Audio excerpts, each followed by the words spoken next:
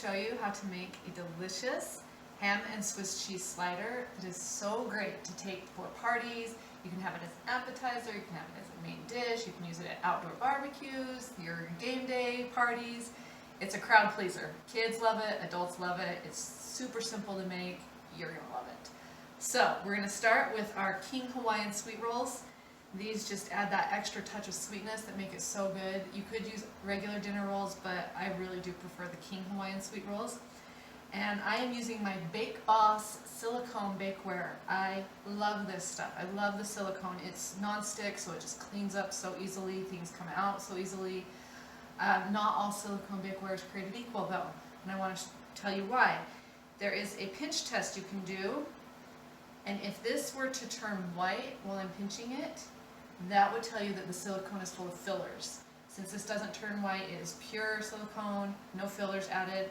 The other big reason I love the Bake Boss metal reinforced handles. In other ones that I've used, I've had to put them on metal trays to carry them because they're flimsy, they don't hold as well, but you can see how sturdy these are. So, love the Bake Boss. Okay, so we're going to get started. First thing you do is you take your serrated knife and you just cut the rolls down the middle, just like you're slicing a loaf of bread. And go all the way through. Okay. Then we just pop off the top. And we are going to slather both sides with mayo. Generously with mayo. If you're a Miracle Whip fan, I guess you could use that, but I'm not a Miracle Whip fan, so I'm going to go with the mayo. I actually have seen some people do it half and half Miracle Whip, half mayo, so, you know, if you want to experiment, you could give that a go. So again, just get both sides covered. Doesn't have to be on there too thick. Just enough to give it some flavor. Okay. I need to start piling, and I like it to be hearty, so I'm going to pile on lots of ham. My favorite ham to use is tavern ham, but I mean you can use whatever you want, Black Forest or honey baked, and again it's going to be more filling if you have it nice and thick and hearty. So I'm going to use up all of this ham here. This is about 3/4 of a pound for this amount. And then same thing with the cheese. The gooier the better. So we're going to pile on the cheese. You want it oozing off the sides. It's going to melt and just be a delicious concoction. Alright, that's our sandwich. And then we just take the top and put it back on. It's alright if some of them fall apart.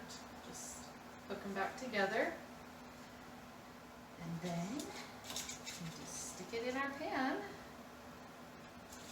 like so. Fits perfectly. And then the last step is our sauce over here, so I'm going to show you that.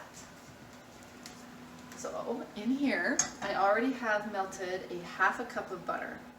So I just melted that over low, and then we're going to add these ingredients. It doesn't have to be brought to a boil. You just add it and then whisk it to incorporate and add it to the top. So this is our Worcestershire sauce, and we're going to do 1.5 teaspoons of Worcestershire sauce. I love using Worcestershire sauce. It gives a nice kick to whatever you're cooking with. I actually add it to my hamburger meat when I'm making hamburgers, and I'm very generous with it. Then we do another 1.5 teaspoons of Dijon mustard. Again, it provides a little kick. And 1 teaspoon of onion powder. And the last ingredient is a full tablespoon of poppy seeds. And I just had just enough. So I am going to kick up the heat just a little to get the mustard melted. But again, it doesn't have to cook long. You just whisk it to incorporate it. Get the butter all soaked up into the other ingredients.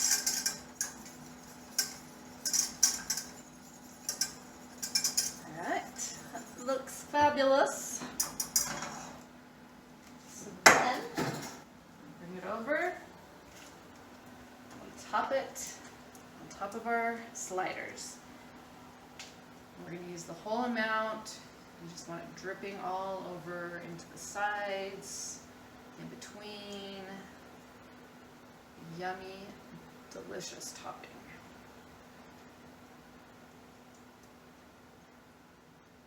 So we'll use this full amount. I like to use the brush just to make sure I'm getting it even, but then you just pour it on after you've gotten it fairly even. So then we are actually going to let this sit for about 10 minutes in the fridge. I'm going to cover it with the tin foil.